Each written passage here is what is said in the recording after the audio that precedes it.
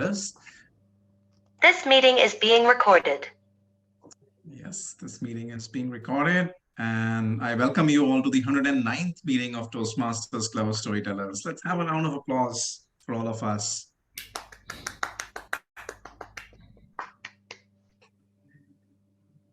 So, as the sergeant at arms, my main role is to open the meeting with a bang, and also my role is to maintain order in the club meetings. To start the meeting, I was thinking about storytelling and stories, and I was remembering about my own growing up years. When I was little, my mother used to tell me the story of Ali Baba and Chalis Chor. I still remember vividly that every night I would walk up to her and say that, please share that story with me. And it would have a comforting effect on me. Something magical would happen, and I would get into the sleep mode. I did not realize it back then, but later, of late, actually, I realized that it was the same story, or maybe the couple of stories that she would tell me. And I knew the story, but even then, listening to the story again had the same magical, same mysterious, and comforting effect on me. Now, how many of you have heard stories in your growing up years when you were little? All right, that's almost all of us.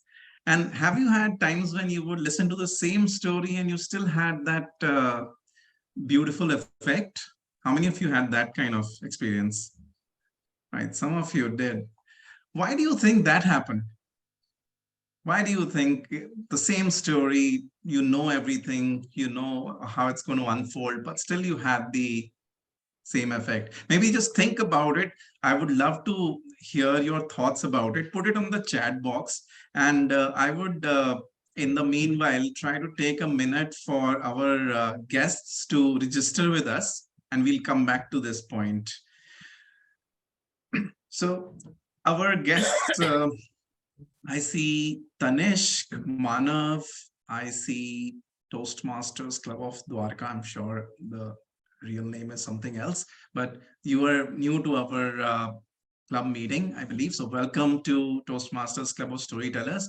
And I'll put a link on the chat box. Just take a moment and register yourselves with us. You can see this link, which is the link to our website. When you click on it, you will see an email subscription box. So just put your email address there and click on subscribe. Yes, I have already subscribed.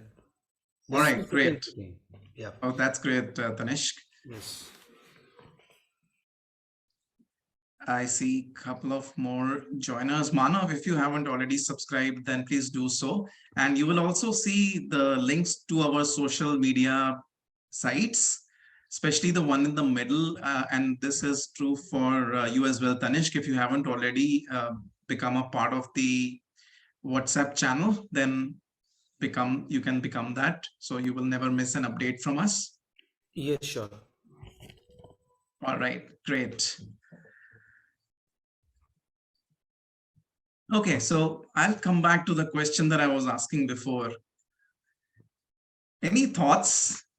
Why is it that the same story told to us again has the same magical effect on us sometimes?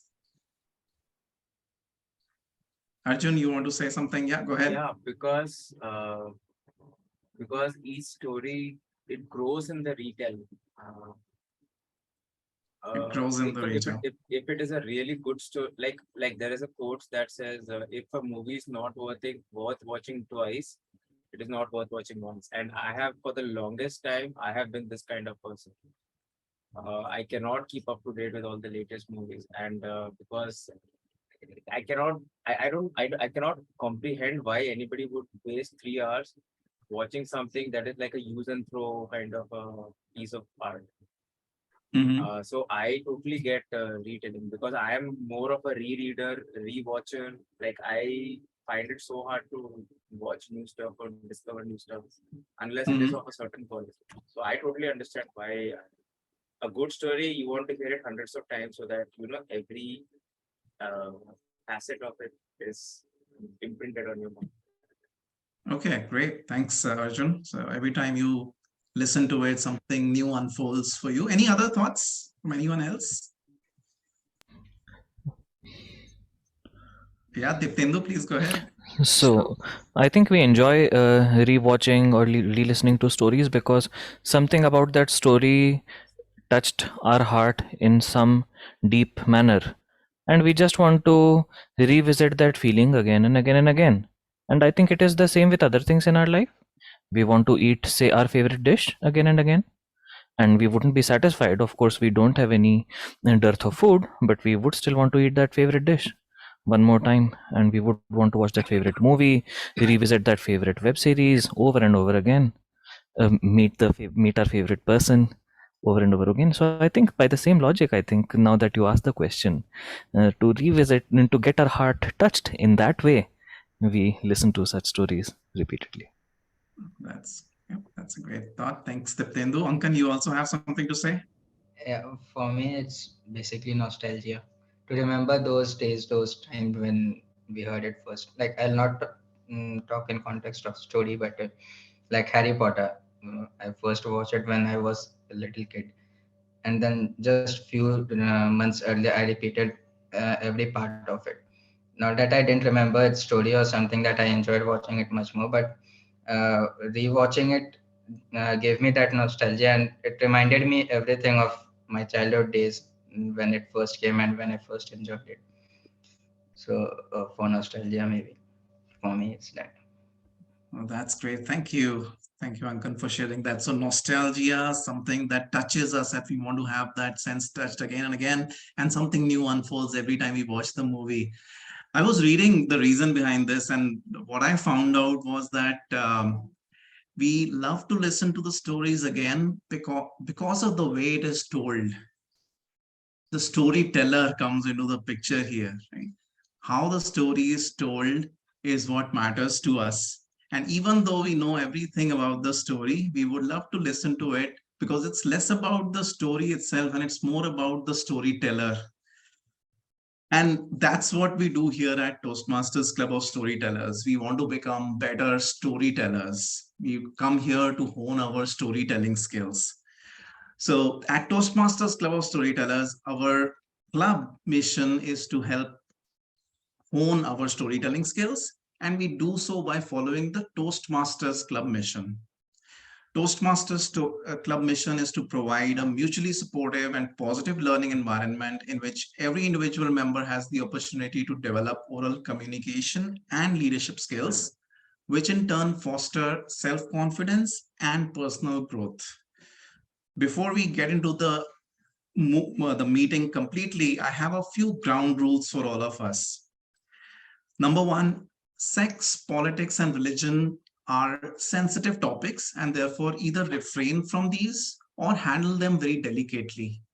Number two, I would encourage you all to remain unmuted and on video all the time as much as possible, but do remember to maintain decorum throughout the meeting. And number three, for a speaker, audience response means everything.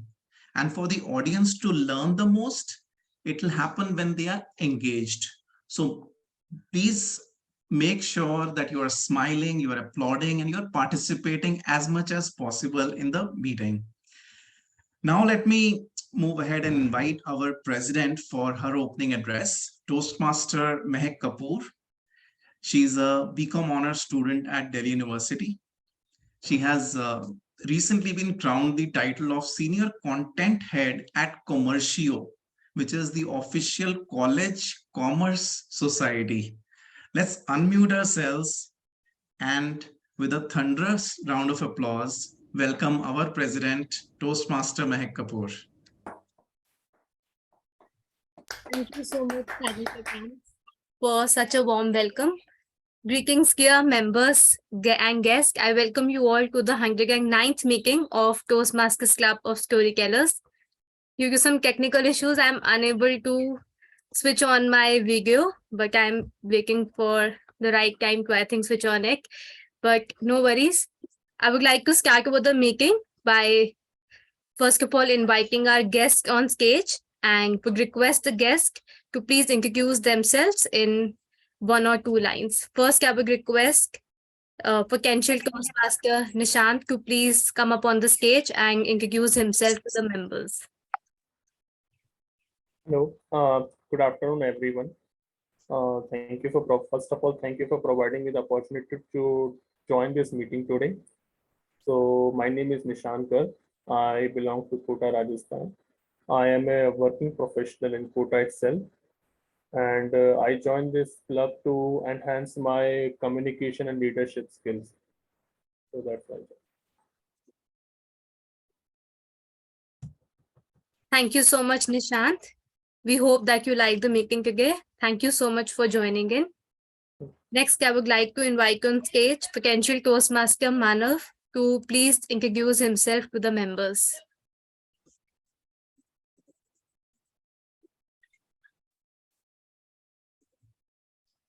Hi everyone. Hope I'm audible now. Yes. Sorry, there was some glitch in my audio, so I'm like to apologize for that. So very good afternoon, everyone. This is Manav, and I'm from Gurgaon. I'm working as a consultant, software consultant in Gurgaon, with a total of around 8 years of experience. And my aim in joining this meeting is for improving my communication and leadership skills, and to be able to present myself in a better manner when it comes to communication. So I hope to learn a lot of things and contribute here. Nice to meet you again. Welcome, Manav. Thank you so much, Manav. Thank you for joining in today. Please stay back till the end and do participate in the table topics round as well. That would definitely help you to overcome the fear of public speaking. Sure. Next, I would like to invite potential Toastmaster Mahesh on stage to please introduce himself to the members.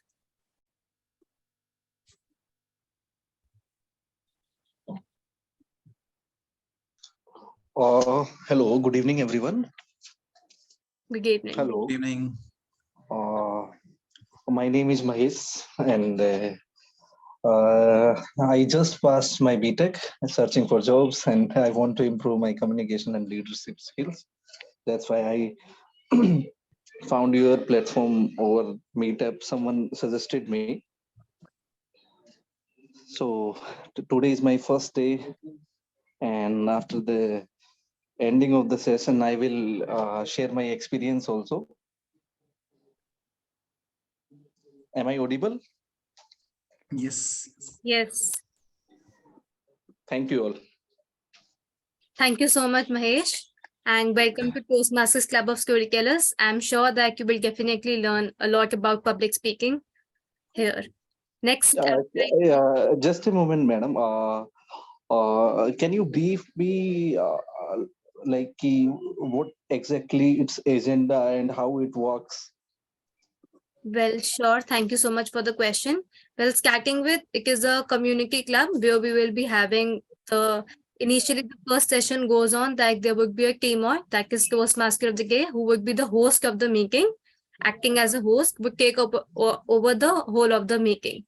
The first session would be of that is a speech session where there would be a prepared speaker who would be going to deliver a speech.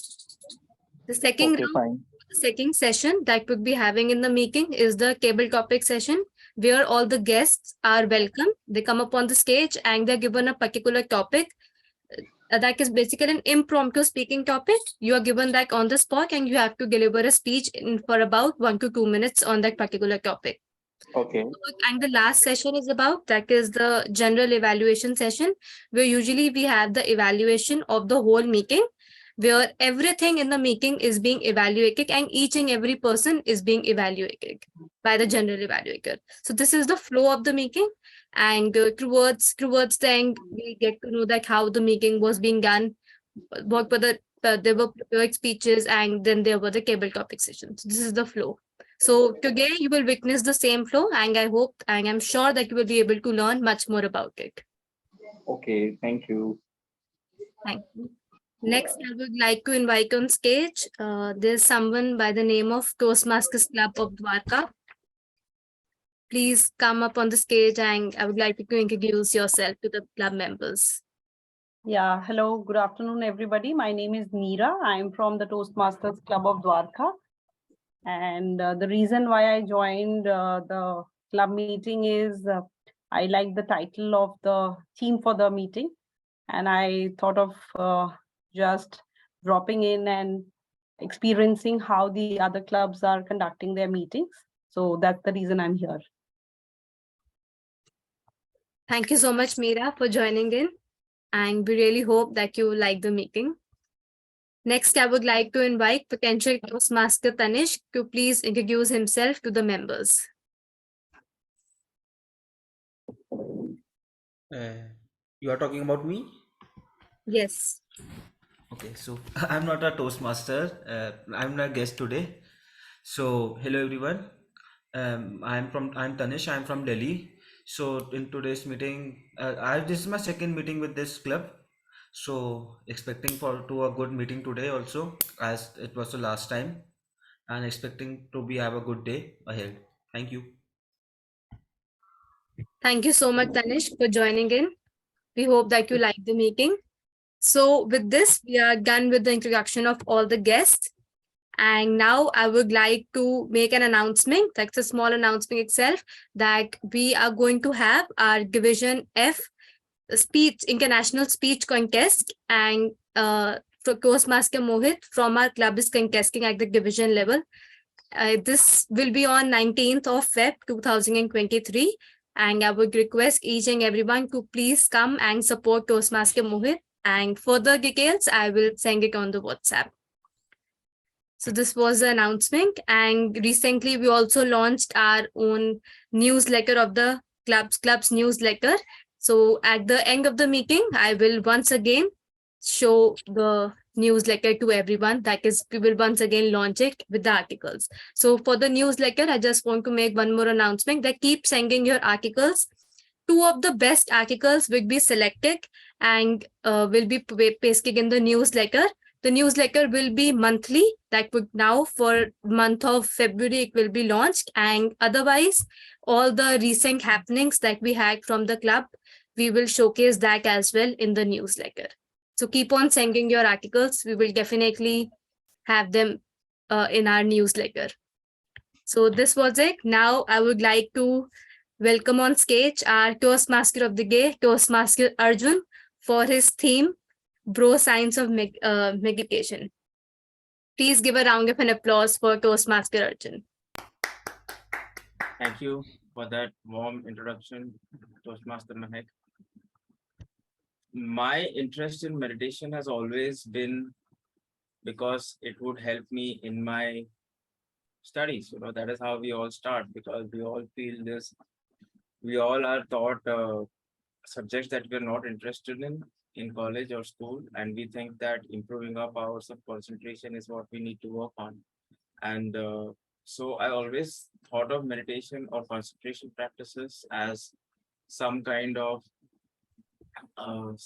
ability that you're supposed to have, and that all successful people have, that they can apply to whatever sort of subject they need to master.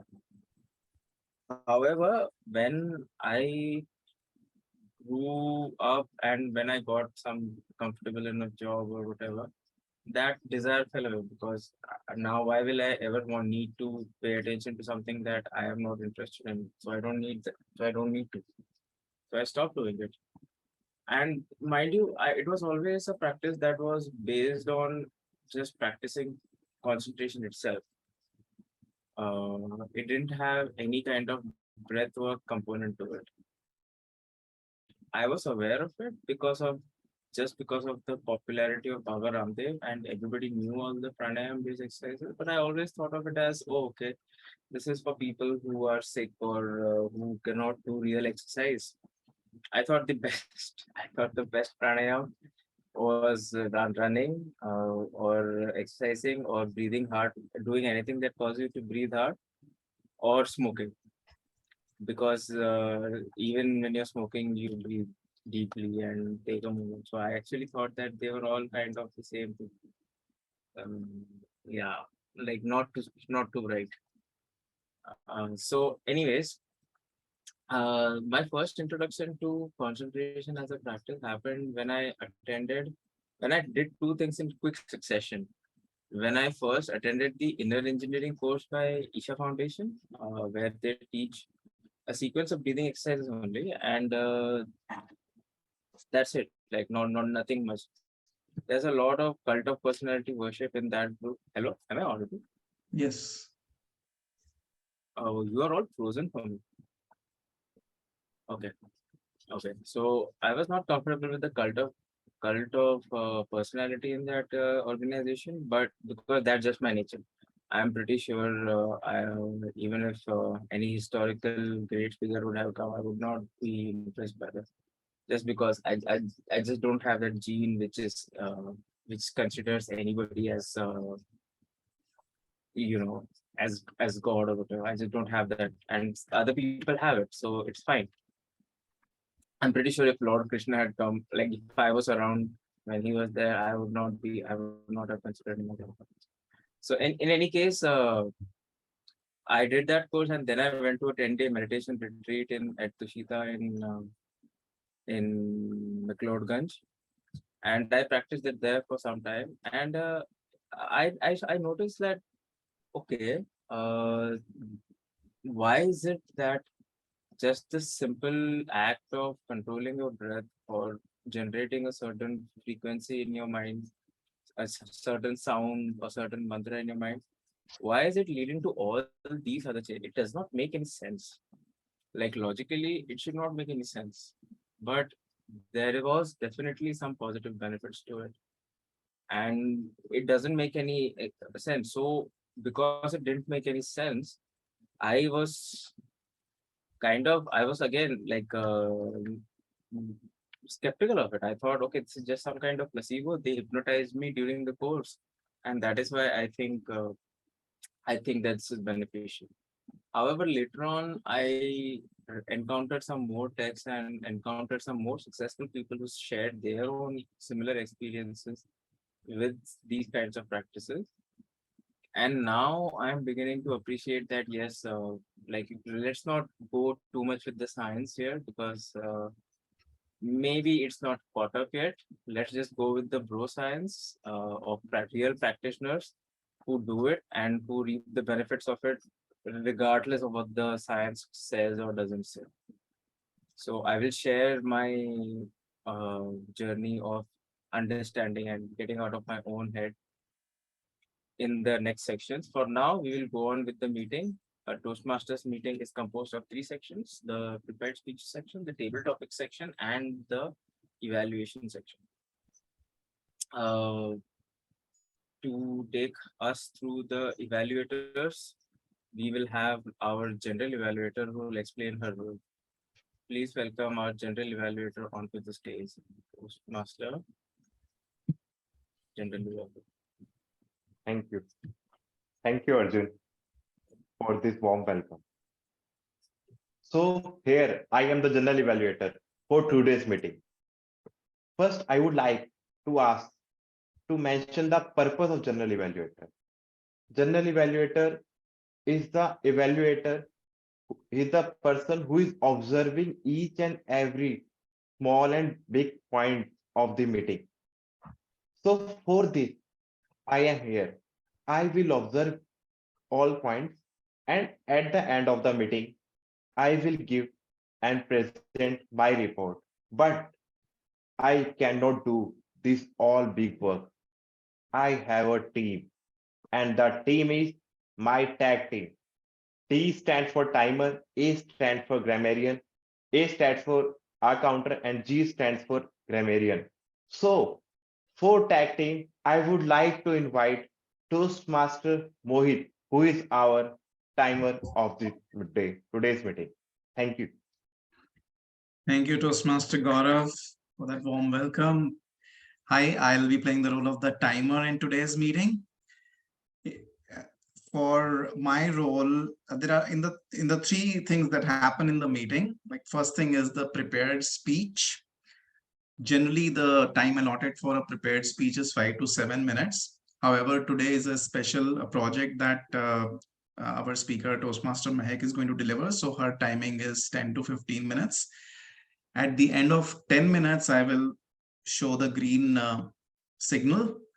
At the end of 12 minutes, I'll show the yellow signal. And at the end of 14 minutes, I'll be showing the red signal. For the table topics, the time allotted is 1 to 2 minutes. At the end of 1 minute, I'll give the green signal. At 1 minute and 30 seconds, the yellow one. And at 2 minutes, I'll show the red signal. For the speech evaluations, the time allotted is 2 to 3 minutes. At 2 minutes, I'll be showing the green signal. At 2 minutes and 30 seconds, the yellow. And at 3, the red signal. There is a grace period of 30 seconds after the red signal is given for the speaker to wrap up their speech.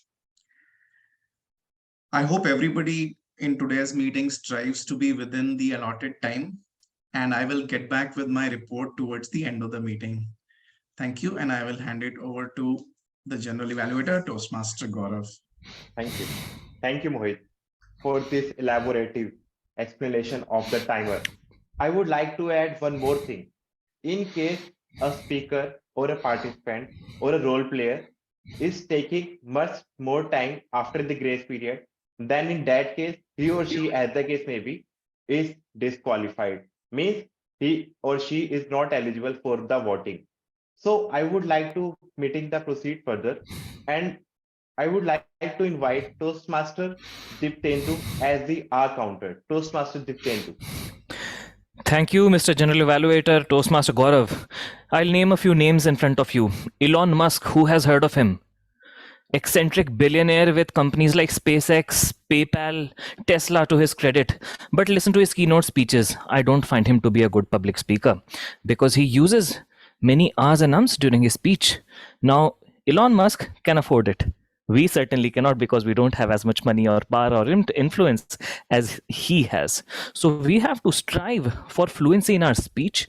And as the accounter for today's meeting, I would look at the ahs, ums, crutch words or crutch phrases that you might have a tendency to use in your presentations, pauses, long pauses, short pauses, or anything else that breaks the fluency of your speech.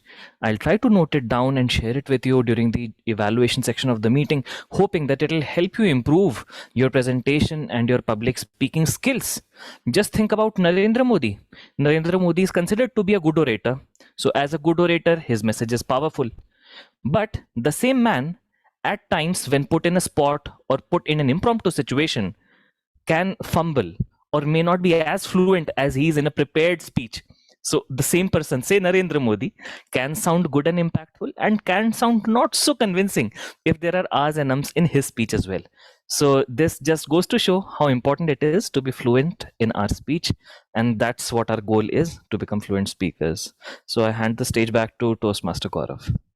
Thank you. Thank you, Toastmaster Diptendu, for this elaborative explanation.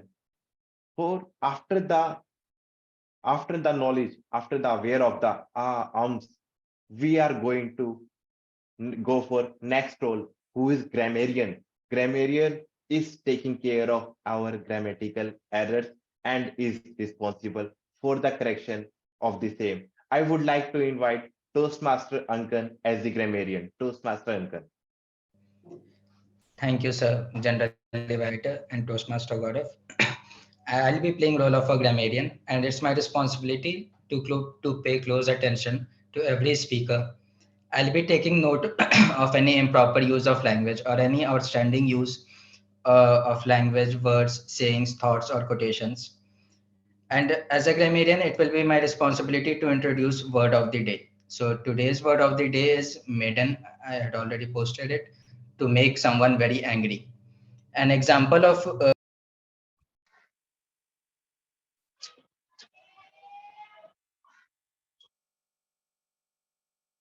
Hello, Ankan. Ankan, you're on mute, it seems. Ankan, you are on mute. Ankan. Yeah, so I'm sorry. Uncle, you have to repeat from the word of the day. Yeah. Please. So as a grammarian, it's my responsibility to introduce word of the day. And word of the day is maiden, to make someone very angry.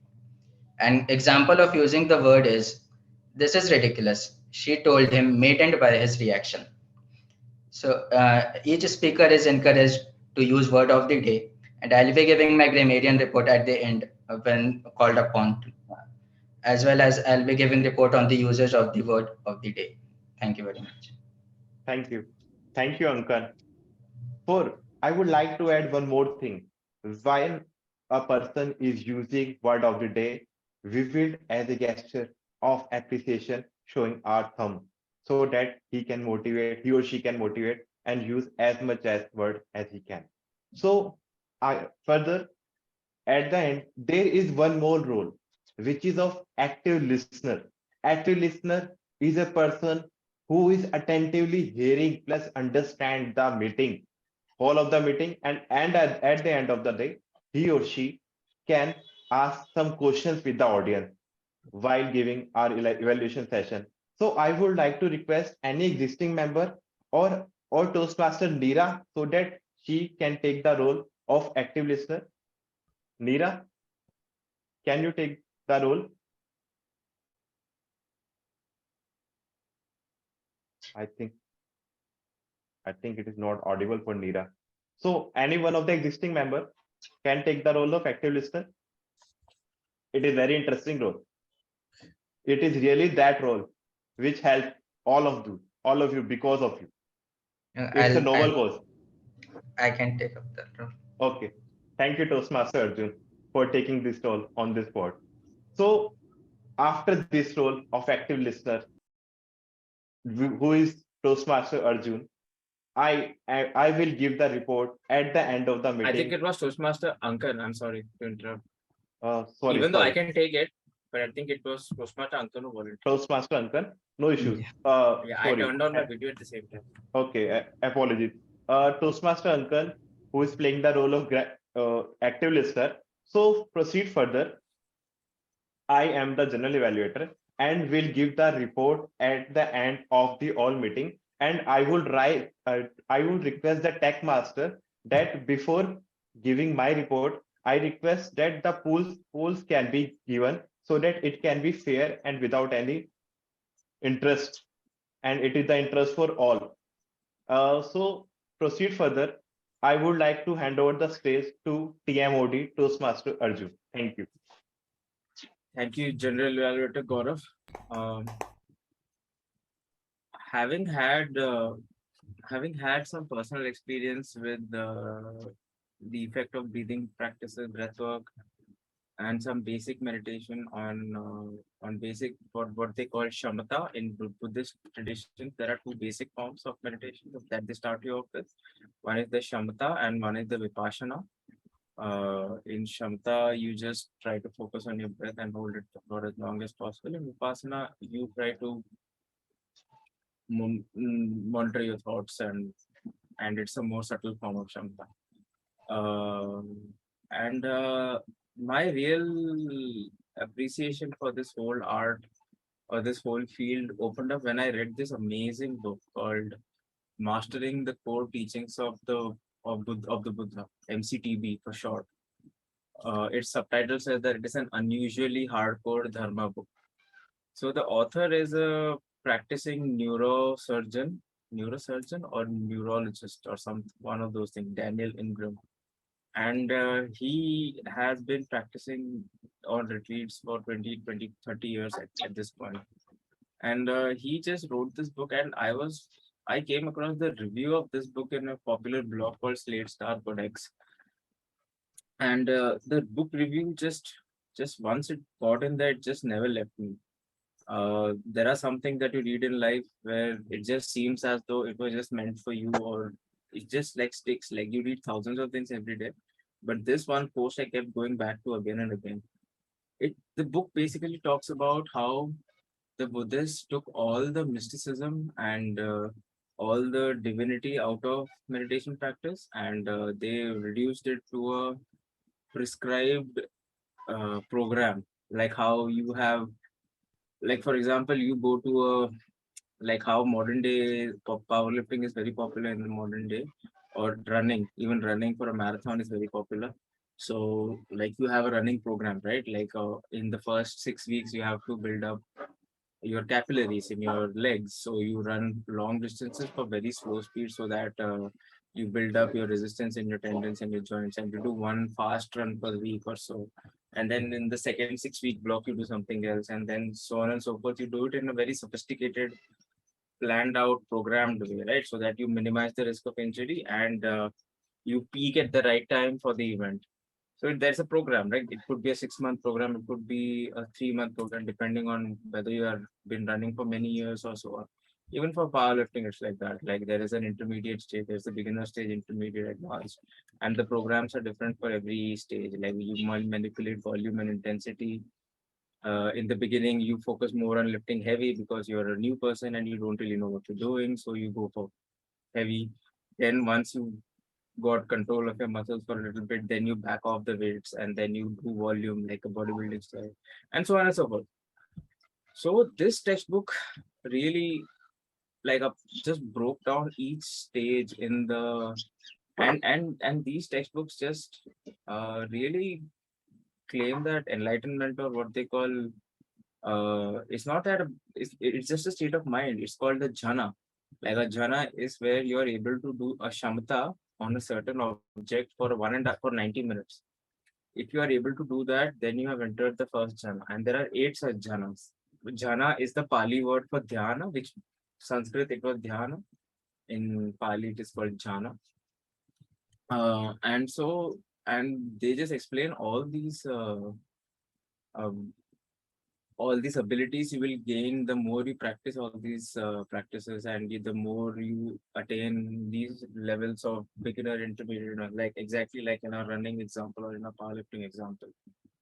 And the part that got my attention was that he said that all the magical powers that are claimed in our scriptures, like riddhis and siddhis, that saints and sages are said to possess. Like for example, they can read your thoughts. They can have very sweet words that will influence your mind and that will completely convince you of whatever it is that they're saying. Their body will emit a sweet perfume. All these things, this guy in his book, he says, yeah, I mean, I didn't want to put this section in this book, but it is there in the Buddhist text also. And they just attributed, yeah, I mean, what can I do? It happens.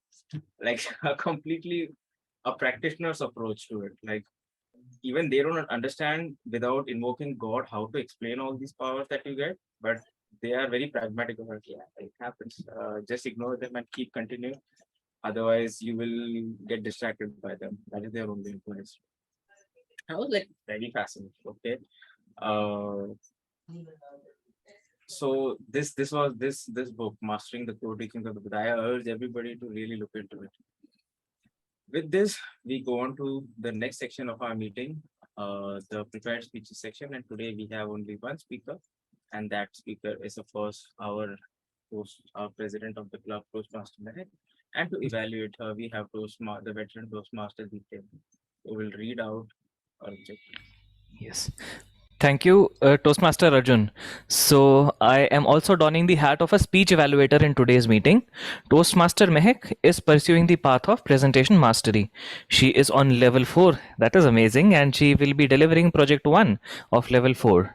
The speech title will be spoken by the Toastmaster of the day. But the purpose of this project is for Mehak to practice the skills needed to address audience challenges when she is presented with some sort of disturbance and distraction during the speech.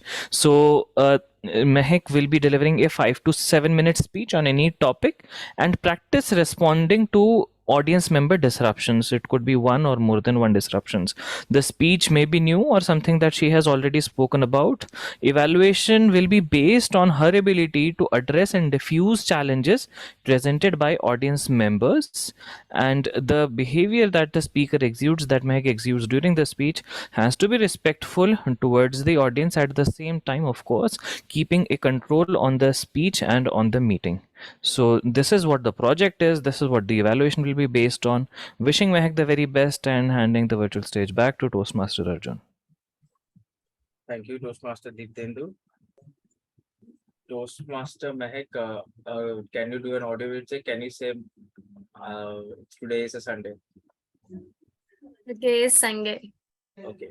So please welcome everybody, Toastmaster Mehak. Toastmaster Mehak, reels versus real. Reels versus real, Toastmaster Mehak. Just a second, Arjun. Am I visible clearly? Yes. Also, Mehak, before you start, 5 to 7 minutes only, right? Yes. Okay.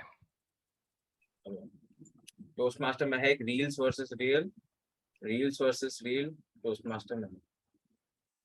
Please stop e-vacationing. I'm annoyed from the past week because of my neighbors. Well, it is not certainly because of the clash over parking, nor the spat over sugar, but the spam they are creating since the landing at a place called the Pole of the Orient, the paradise on earth, the land of beaches and sunset, and the place of Thalassa. Well, you might have guessed that now. It is Goa Wale Beach Pe. Yes, it's Goa. But you might be thinking of the problem they are creating for me. After all, they are far, far away. Well, the problem is reels.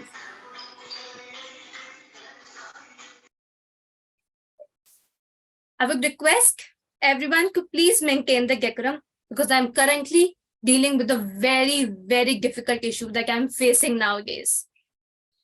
Well, what I was talking about is my neighbors are far, far away since the Langayaka place, I guess, Goa. Well, but you might be thinking of the problem they're creating for me. After all, they're far away. Well, the problem is reels, stories, and reels. You might have guessed that now also. Instagram stories, reels, and posts, and what not. How can one not be offended by looking at their slippers as their OOTD, for all of you, outfit of the day? And as if the slipper comes flying towards you and saying, you could have been in that place, Mehak. Well, but I am here.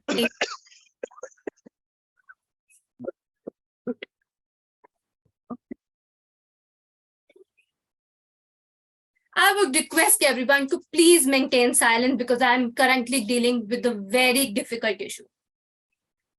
Well, I don't believe that I have seen half of the Goa till now. And the other half, I will definitely see in my upcoming stories. Well, when I am on a vacation, I even hardly get time to take a shower. Am I on the wrong planet? Mehak, even up till now, I don't understand what is your problem with reels. I mean, really, what is the rant about? Well, it is very simple. Have you realized, Toastmaster Deeptendu, that in this highly trending world of reels, and post, it is impossible to believe that what is real and what is just photographed and it is a reel. Social media has become a stage for individuals to present a curated version of themselves, a better picture. That sometimes it is often very difficult to believe that it's real. No, but you are wearing good clothes right now. You're presentable. Would you be wearing anything shabby? Same is the case with social media. We want to put our best foot forward. Well, so I don't know why you are criticizing this. Well, but you never know. Have you even realized what I'm wearing in my shoes? Well, that's not. It is not always the case because you are just seeing a picture of myself surrounded by some beautiful looking things. But have you even realized like what I have kept under this laptop or what is behind my laptop? Well, that is what I'm saying. You usually present your picture in front of the others, a very replicated one, so that the other person believes that she is the one living a life like a king size. Maybe, But that's not always the case. Do you want to know why? Don't believe everything what you see on the internet. The reality can be something else. Behind those perfect photos, those witty captions, there is a person with the real struggles and imperfections. Have you not seen me struggling with the video quality? I'm using my mobile device right now. Can you believe it? Well, that's what real life is, not the real life. Certainly, it is not just the reels, but in today's world, trends are equally rapidly changing and evolving the social media. The Jera Nasha and the Pari Horiye trend are the two examples that have become so popular through the social media. The concept of the real versus real.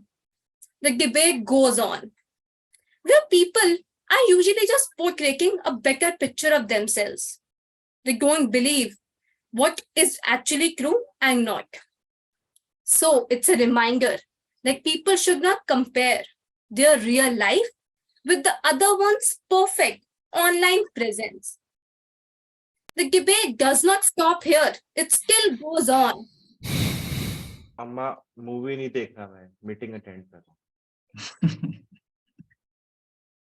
I would still request everyone to please maintain decorum, because in the other half, I'm going to discuss the 3 ways where you can enjoy your vacation and a real free vacation. Well, the first one being change your mindset. You will find it almost impossible to go through a digital detox if all you can think about is social media all day. Vacation should be a time that you take away from the reality, taking a break from the day-to-day course and enjoy your time with your family and friends too. Second, define your vacation goal. Is Goa such a boring place? Like you I'm sorry. From reels versus reel, how did we go to Goa and the vacation and everything? Well, we are still going on to the topic that we have discussed so far about the neighbors, and I'm continuing with the stories of the neighbor. Well, how can you think about that thing? Like, how is Goa such a boring place? Like, do you still need an Instagram to relax? If it's true, well, then I have to alter my plans for a vacation. But you can always like not watch somebody else's posts, right? Switch off Facebook or whatever, right? What's the, like, it's not a big deal. We've discussed this enough already, I think. नाच ना जाने आनंद Well, but how can you just move away from the social media if all your important things are on your WhatsApp? How can you be away from it for just a single pinch of time? Because it's currently not acceptable. In this highly changing, highly trending world, we have to be present over a platform where you can present yourself. Well, same here. I am present in the meeting right now. What is the need for it? I'm here to improve my speaking skills. Well, similar to the way I'm on the social media to improve my social presence. Mac, it's as if the hundreds and thousands of people are putting out reels. Are you calling them stupid? I mean, this is kind of offensive. This is kind of offensive. It is anti-democratic. Well, I'm not calling them stupid. It's great they're putting up the reels, but there should be a limit for all those things to be done. And there You don't watch it. No, you put a limit on yourself. Why you're asking others to put a limit on their reels? They're earning money. They're sharing the good parts of their life. So what? Well, that's what I'm making the point here. That one should stop believing, because people won't stop putting up the pictures. So one should stop believing that you should not compare your life with their lives. If they are enjoying, they might have a purpose behind it. They might have their struggles, what they have faced so far. So according to this, I don't believe that there should be some or the other way that the person should be making should be clear. Well, it is often very much clear that when you try to evolve in their lives, you usually have not found that how many struggles they have gone through, how many things they have gone through while they have been succeeding in those ones. Well, the second trick that I wanted to convey here is that do not you have to define your goal when you are going on a vacation. How to spend, you have to define like what are you going for? Is it to enjoy? Is it for enjoyment? Is it for experiencing new things, or to spend some quality time, or to from is an escape from your routine? In other words, you have to define what do you actually want to spend your time doing. And the third strategy is take some photos, but focus on making memories. On the subject of cameras, I would like you to make one thing. Like when we often go to vacation, we keep on clicking the pictures of everything and anything. And often when we return back, we usually just shun away and we usually don't see them as well. But you could actually get one of those. Take photos only when you genuinely want to record the moment. And then put away your phone. You can take a camera with yourself that has limited reels, maybe just 25 on it, and then you can keep only the limited pictures. I hope these tips sums up as your perfect vacation and make sure to enjoy every bit of it.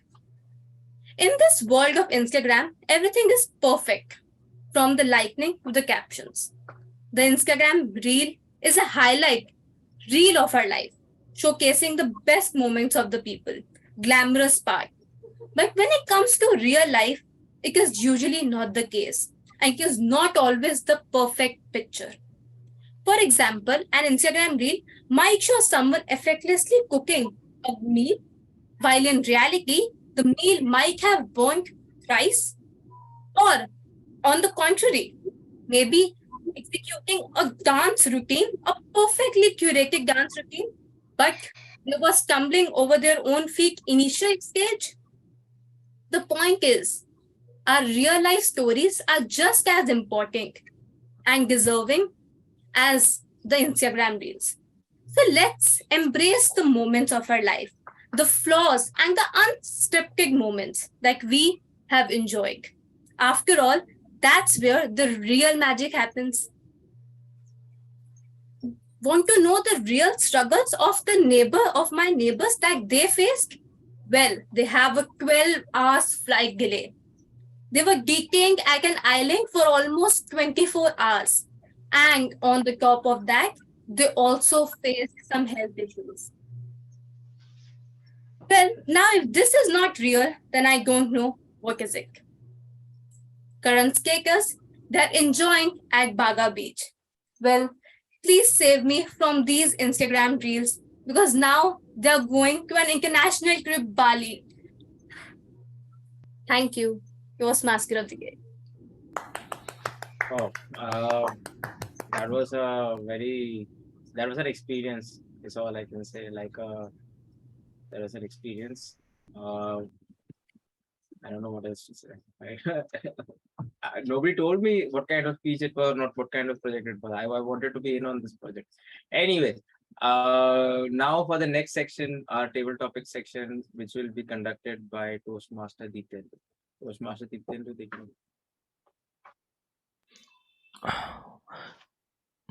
All right. So, welcome to this session on impromptu speaking. So I would encourage all the guests who are present here in the meeting to partake in this session, and that way they will get a taste of public speaking, impromptu speaking, and actually real speaking is impromptu speaking. So any first up, any experienced member who would like to come up on stage and take the first table topic? Can Timot go again? Timot certainly can. I will call you Arjun, but why not we invite someone who hasn't spoken, maybe Mohit or Mohit, you could time yourself, or Rankan or Gaurav. Sure, I hope. Mohit? Yep. All right. So first up, let's have Mohit. So Mohit, as you know, that today the TMOD is talking about meditation. The title of your table topics prompt is, what is your favorite meditation routine? What is your favorite meditation routine? Thank you, Toastmaster Diptendu. What is my favorite meditation routine?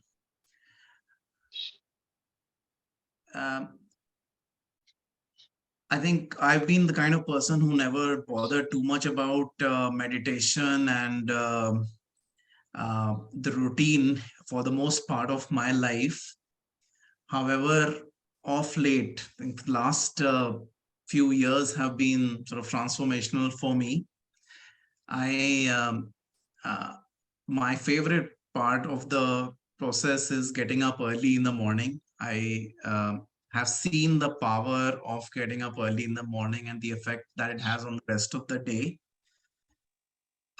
Robin Sharma says join the 5 a.m. club. He has a book by that title. And I have read quite a few of Robin Sharma books, and I think he has uh, been influential in getting me to this journey of getting up early in the morning. So getting up early, 5 a.m. is ideally what I would like to do. And the other thing that again comes from Robin Sharma is the 20-20-20 rule, which is that the first 20 minutes you spend on exercising and the next 20 minutes on planning your rest of the day, and the last 20 minutes in learning something new.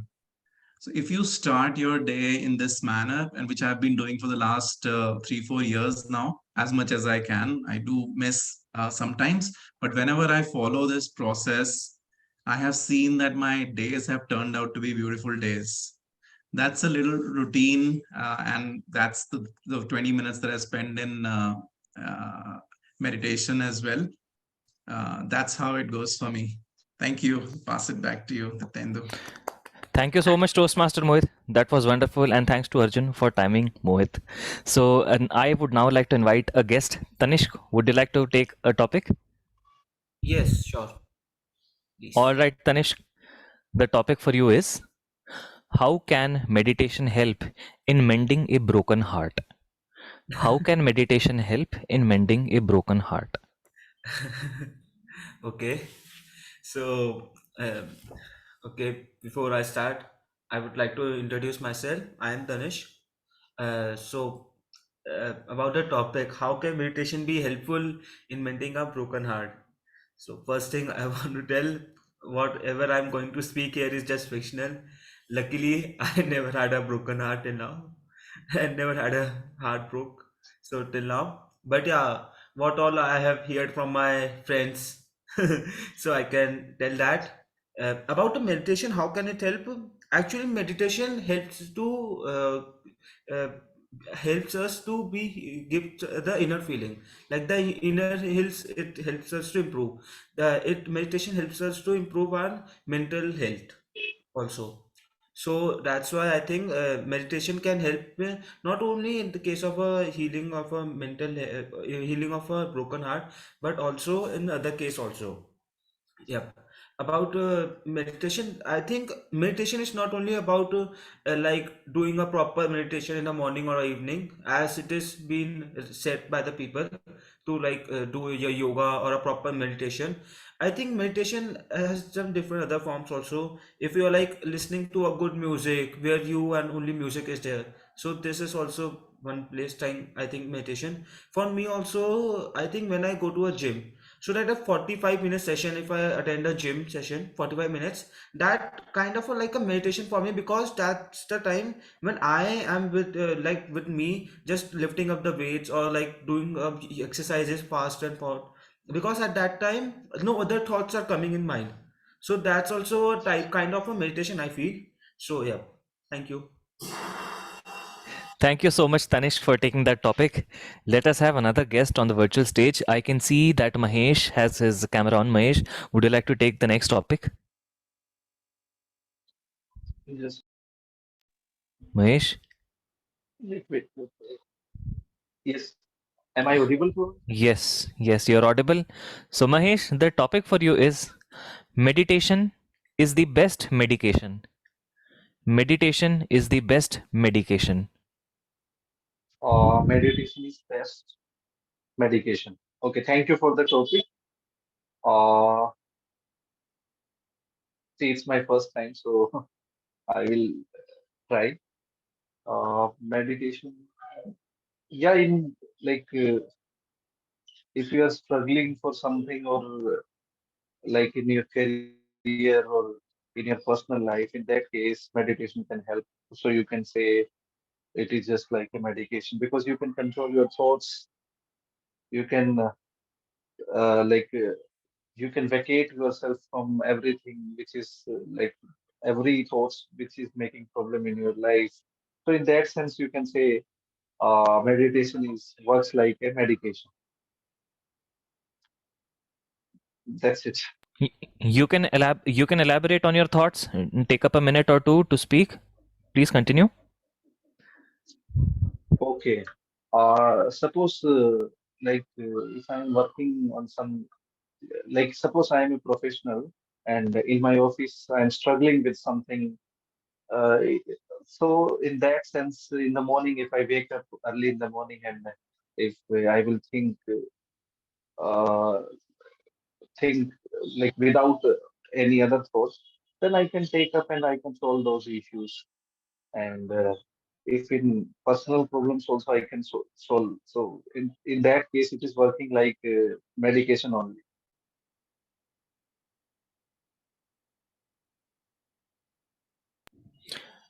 All right, That's it. Mahesh. Mahesh, thank you so much. Thank you so much for sharing your thoughts with us. So, as you know, for table topics, a speaker can speak for a minimum of 1 minute up till a maximum of 2 minutes 30 seconds. So, I would encourage you all to speak for at least 1.5 minutes to 2 minutes so Okay. that you give yourself enough time to develop your own thoughts. All right, so Okay. let us invite another guest on stage. I see Nishant has turned his camera on. Nishant, would you like to take the next topic? Definitely. All right, Nishant. So the topic for you is, which meditation expert do you follow and why? Which meditation expert do you follow and why? Okay. Uh, First of all, as per the other guest and Toastmaster talk about this topic, I completely agree with them that meditation is important in today's world. And if I talk about my someone which I follow is Baba Ramdev, which most of us follow for yoga and pranayama both meditation. Because in the previous years, I was diagnosed with the hypothyroidism, where the TSH levels got dropped, and you need to take the external TSH to thyroxine. So doctors just said that you have to take it all your life, but I follow some meditations of him. And today, my TSH levels are in normal since 2 years, and I'm not on any medication at all. So meditations help me a lot. Different types of meditations like Anulom Vilom, Pranayam, and Brahmi, and other these popular asanas and meditations I am following on day-to-day regular basis for about 10 to 15 minutes every day. Although, and that is not only enough, I also started going for workout as well on alternate days in a week.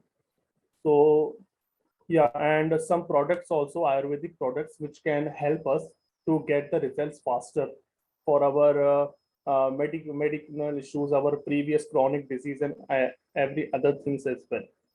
So yeah, and if I talk about the other fitness professionals I follow on YouTube as well. If we talk about the Cult Sports Fitness, there the fitness celebrities, influencers are there who genuinely do start workout on the live with us so that we can match the frequencies and the exercises they are following up. We can do that. I am also following that as well, and on weekends when I get the time. So yeah, that's it. Thank you. Wonderful. Thank you so much, Nishant, for sharing your thoughts with us. And I would like to invite one more guest and then one member. So, Manav, are you there? Would you like to take the next topic? Yeah, hi. Hi.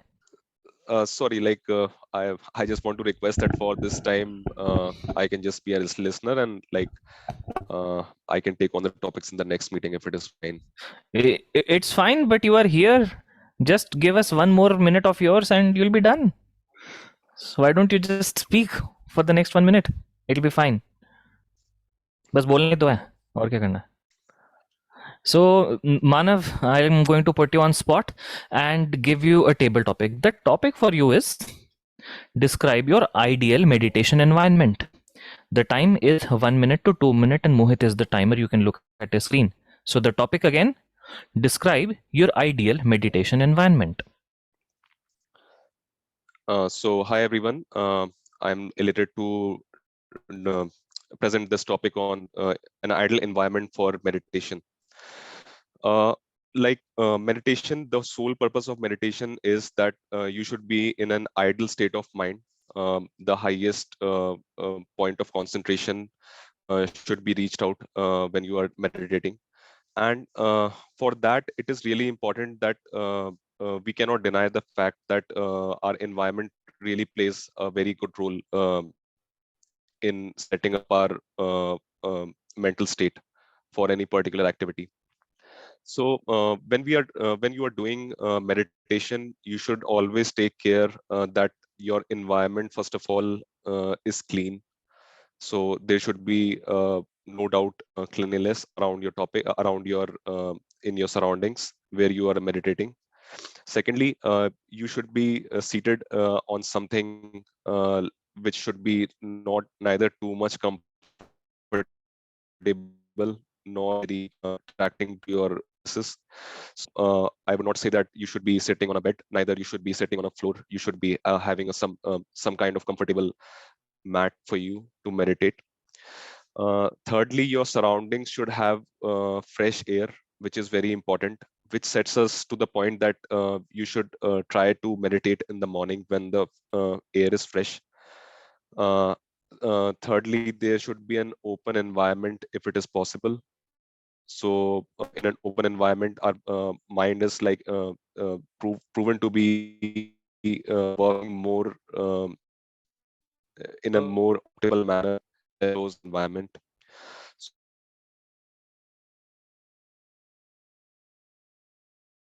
So I would summarize this when you are meditating. It should be a table mat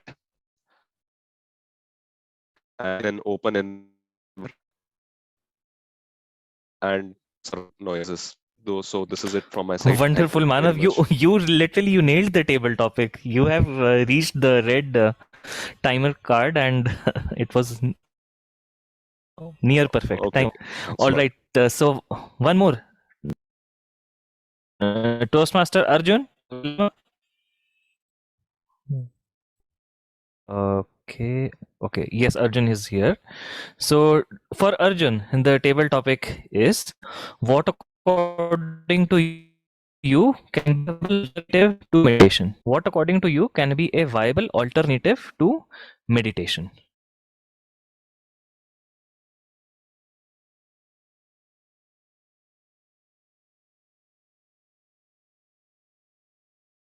Cannot hear you. Cannot hear you.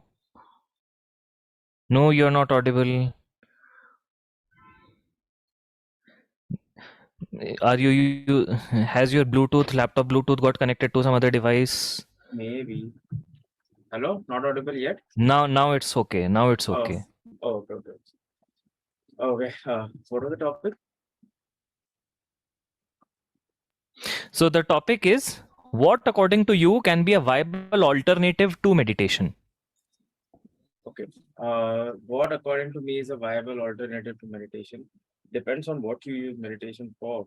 Like I was going to say, if you're using meditation to reach some kind of spiritual development or inner growth, or then maybe like in the Indian tradition, they have said, okay, if you can't meditate, then at least do some bhajans or something, or maybe serve other people in because that will also, like align your mind and all of the scattered iron filings of your mind in one direction. So that is one alternative. That is what you want to use it for. If you want to go to meditation to figure out your problems or maybe to sort out some health issues, then I definitely see that exercise can be a good form of meditation, right? For most people, that is the most common form of meditation people whether it is heavy weightlifting or running long distances. Like most people do it for that benefit. Once they, most of us start off wanting to look better, but what keeps us going is the meditative aspect of it. So if you are looking for better health, or if you're looking for some kind of peace from it, then exercise is definitely a good alternative. If you are looking for, if you're looking for creativity, or maybe some inspiration from it, that you are not able to, but you're not able to sit still, then I definitely see that just writing, like writing is meditative, or it is for me. I know I should be meditating very regularly, but for me, there is nothing better than going to a library with a large table and just sitting with my notes and just writing, rewriting again and again. So that is meditative for me. Uh, However, there are some very specific use cases for which you cannot escape just the hardcore form of meditation. Like what are most people seeking when they do drugs? Even they are seeking that kind of calm and space to think somewhere, like somewhere or the other, because they feel so overwhelmed with their life that like everybody needs some type of that space in their life so that they are not so overwhelmed all the time. But definitely don't do drugs. That is not an alternative to meditation. But like most people said, like even Steve Jobs said, like these some of these psychedelic drugs do give you a glimpse into the state. But whatever, I don't know. So that's it for me. Thank you so much. Thank you so much. And if the time allows, I just thought of one more interesting topic. So maybe Ankan, okay, Gaurav, how about we give Ankan some screen time? Ankan, I've got this interesting one for you. So Ankan, the topic for you is, I would rather dash than meditate. So the topic is, you have to fill in the blanks. It's not a topic, it's fill in the blanks. I would rather dash than meditate. Fill in the blank with a 2-minute speech. Okay. So for meditation, usually what I have noticed is that it has become quite mechanical. The person teaching meditation and the pupils, they do it in a mechanical way, that let the thought come and let it go, feel this, feel that. What I have tried to understand is that use of philosophy is not there in meditation. Like what I understand, during earlier times when meditation started, they used to meditate to contemplate on some complex questions of life. We can do it to contemplate on our own real problems, that if anxiety is there because of some stress or because of some problem, then rather than contemplating on that problem and seeking its redressal of how to solve it, or maybe it could be very much out of control. So thinking like that on a problem will automatically relax our mind when we will seek to redress the problem, or seek the way how could we act on our problem. But rather what we do is that we intensify our problem rather than seeking its redressal, which leads up to anxiety. And then to escape that, we go to meditate, where we are taught don't think at all, or that let the thought come out, let the thought go. So and that may help. You may develop such capability of doing it for 15 minutes, 20 minutes, but that will not help afterwards, when you will come back to a real world facing the same old problem you have been facing all these while. So I'll be rather following the principle and philosophy of meditation rather than doing meditation itself. So that's all. All So right. that's Thank what you. Thank you so much, Ankan. You were very sporty in addressing this topic. So with that, we end the table topics session for today's meeting. I hope you all definitely enjoyed the session, but more than that, I hope it gave you insights into your own thinking patterns and how you attack a topic that you haven't heard earlier. So thank you, and back to the T-Mod, Arjun Rao. Thank you, Toastmaster Deependu. Now, it is all well and good. I told you about my history or my encounters with the different forms of meditation. But to be honest, the practices for that I was taught by the Isha Foundation, there it will improve your life, no doubt. But like I don't really want spiritual development, I guess. I mean, as long as it improves my health and improves my well-being and creativity, I want it. But other than that, I really don't have any. I don't know why I should want it, right? So that was not really what got me into a regular meditation practice. And reading that book, Mastering the Core Teachings of the Buddha. Okay, yeah, there are all these mystical powers or whatever you can have, and but just the level of hours required, the years and years required, it didn't appeal to me. Like, okay, fine, like I'll just go without those. Okay, fine, I'll just live like a normal person because I won't be able to do all that work. Like the first jhana itself takes so many years to achieve, and then there are 8 of those, and then after that there are some more stages where you go into the first stream entry, which is called the first enlightenment, and there are so many streams and so on. Like too much.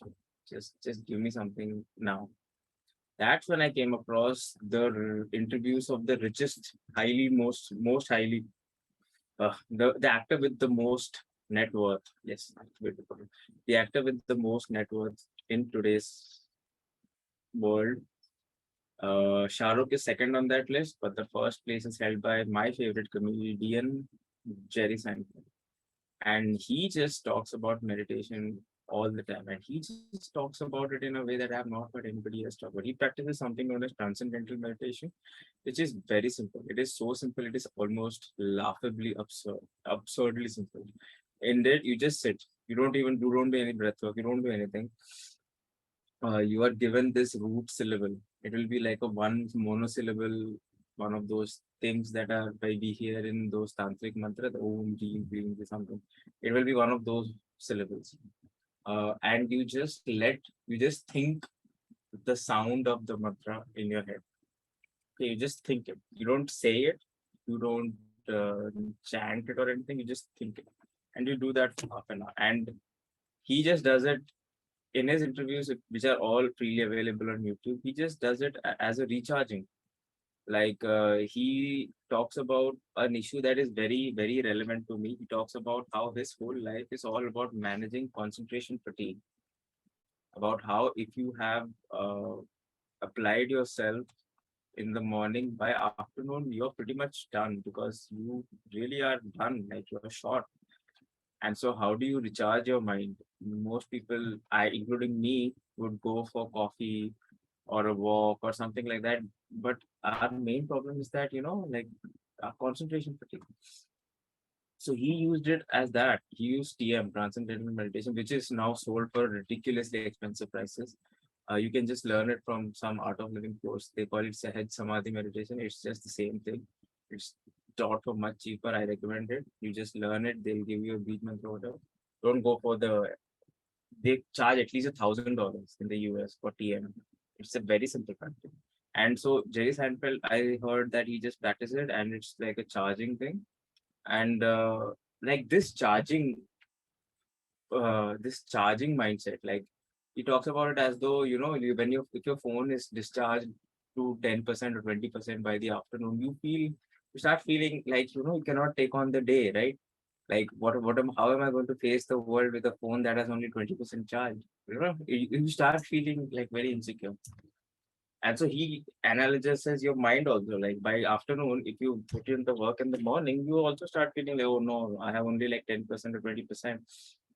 And that's when all the cookies in your house, all the chips in your house, all the street food, the junk food, that is when they all start talking to you. All these tempting things, they don't talk to you in the morning when you're full of charge. Like they know you are strong, and then, but it is when you are at 10% charge, 20% charge, that then they start talking to you. And that's when they start, and so all of the way he explained it as a charging thing, that really stuck. I mean, enlightenment, if it happens, whatever, I don't know.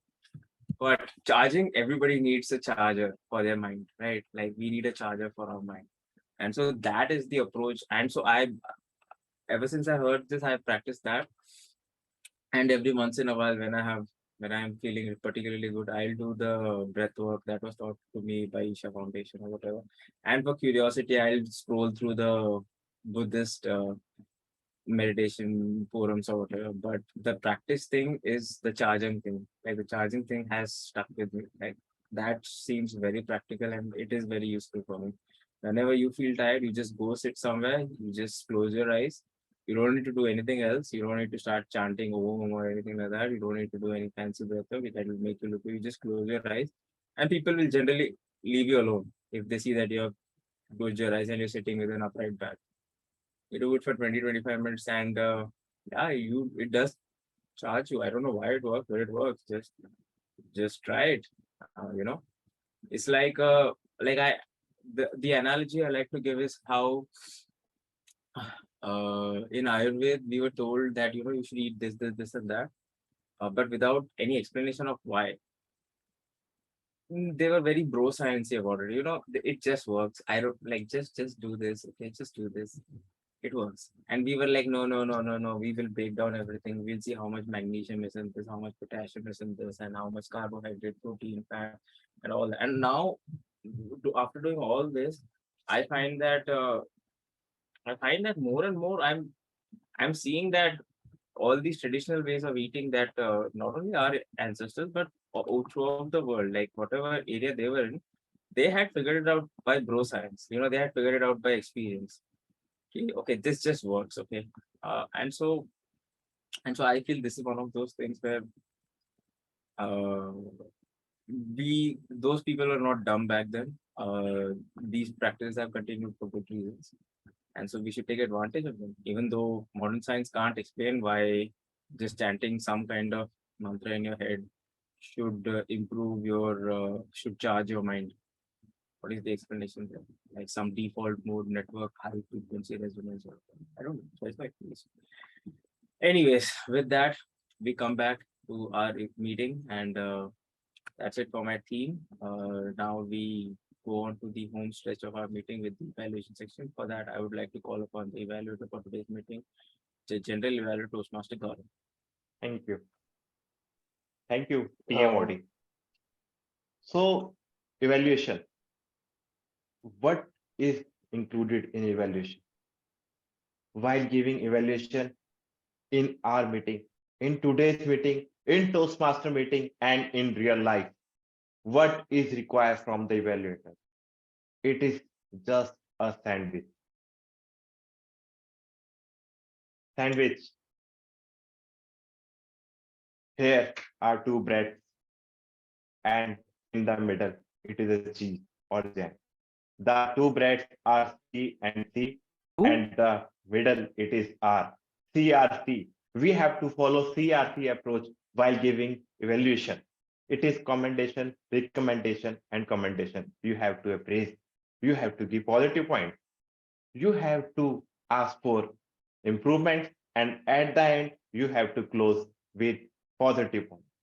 So I will request each and every one of my team and evaluator Toastmaster Dipandu, that you have to follow CRC approach, because this is the essence of evaluation. This is the essence where we are learners and we have to learn from each one of you. So I would like to request first Toastmaster Diptendu as evaluator of Toastmaster Mehak. Please, Toastmaster Diptendu.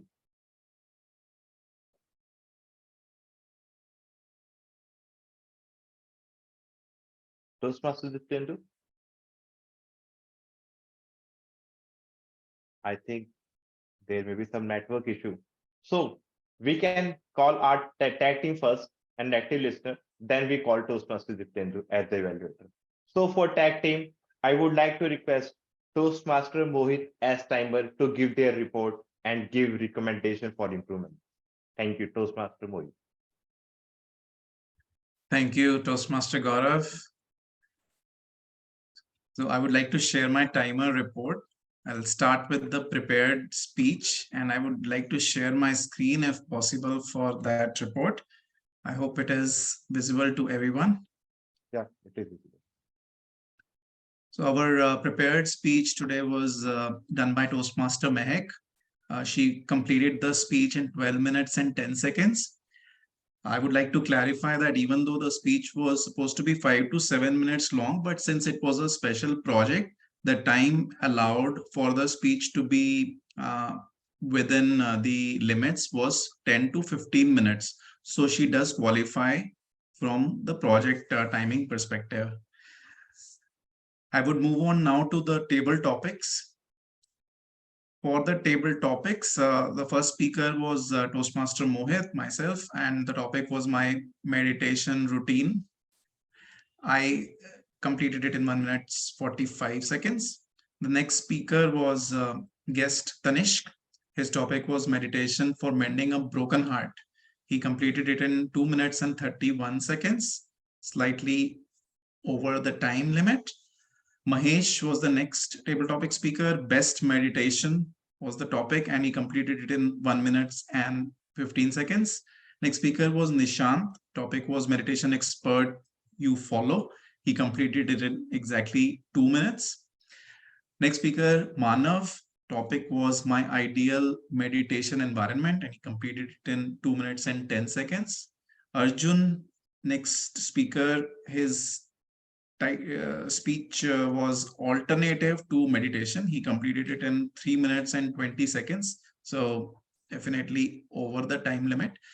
Next speaker was Ankan.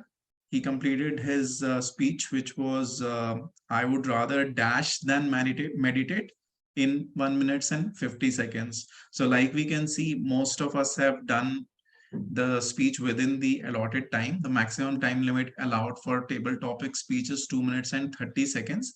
However, there were a few who went over the time limit.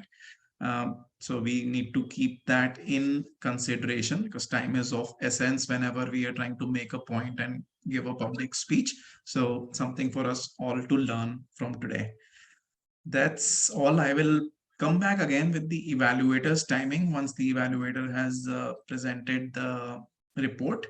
But for now, that's all I have for my report. Thank you, Toastmaster Gaurav. I'll hand it over to you. Thank you. Thank you, Mohit, for this elaborative report. So I would like to request what is we have learned from his report. We learned that we have to keep a track on the timing. And second, we have to take as much time as the prescribed. In some cases, there are 1 minute and 50 seconds, 1 minute and 30 seconds. The total time is 2 minutes and 30 seconds. The opportunity never gives again and again. You have to grab your opportunity. You have to come on the stage and track on the time and try to give at least 2 minutes for the table topic. So further, I would like to request Toastmaster Diptendu as the R counter who will give the report as well as recommendation to improve our which we use in our speech. Thank you, Toastmaster Diptendu. Thank you, Mr. General Evaluator. And let us look at how we performed, how we fared with respect to our and crutch words, phrases in today's meeting. Well, first up, the best of the lot, the creme de creme for today's meeting were Mehak, Nishant and Tanishq. The three of you were quite fluent and it was a treat listening to all of you, but the three of you stood out for me. I will now talk about Toastmaster Mohit. Toastmaster Mohit was fluent by and large. I do observe that there are pauses or elongated or just lengthening the end of a word as he is probably transitioning to a new thought process or to a new line of thought. That does not break his connect with the audience. That is probably his charisma, because of which we are able to stay with him even while he is thinking, and there are certain gaps or pauses or elongated endings to his words. But I just want to put it out there. Maybe Mohit would like to take a note of that, but certainly he was very, very fluent. On to the general evaluator, Toastmaster Gaurav. There were no ahs or ums, no apparent crutch words or phrases, But there is one more angle that I want to introduce in this counters role. It is about fluency. Fluency is about rhythm. So maybe you are not using clutch words and phrases, but something about Gaurav's speech does not convey to me a sense of rhythm. So it is a little stop start kind of a feeling when I am listening to Gaurav. No apparent asonance though. So maybe Gaurav can think about it and see how can he become more rhythmic in the way he speaks. Just imagine Sachin Tendulkar's cover drive and imagine that when you speak, it should sound like Sachin Tendulkar's cover drive. I'm just drawing analogies to help him visualize. But yeah, by and large, very, very fluent performance by Gaurav. Moving on to Ankan. Ankan, there were some pauses in the speech which broke the fluency of the speech at times and made it a little difficult to follow. But yes, the pauses were few and far between. But if they are at a point wherein it breaks the fluency of the speech, then I'm sure that Ankan would want to make amends in that regard. Onto our guest Manav, there were too many hours in his speech, but they were very short in length. So apparently, so for me, they did not really break the fluency of the speech. But still, as Manav strives to become a better and more polished speaker, I would recommend that he cuts down on the number of hours as well. And that would certainly help a lot. Our guest Mahesh, really Mahesh, my recommendation is that you have to start speaking more than 2-3 sentences on a stretch, so that you can really assess what crutch words and phrases you are using. So yeah, start constructing longer sentences, challenge yourself, and I'm sure that all of us, including you, will be able to come up with more insights about the crutch words and phrases that you tend to use. All in all, the role of an counter in this club, Toastmasters Club of Storytellers, is quite easy because all the speakers are so well prepared and have a very good command over the language. So, but whatever little I could observe, I've shared with you all. I hope it was beneficial. Thank you. And Arjun. Oh, how did I miss out Arjun? So Arjun's, so this is just a little bit of a, I'll speak about Toastmaster Arjun. It was peppered with short pauses, Arjun's entire speech, like a podcast.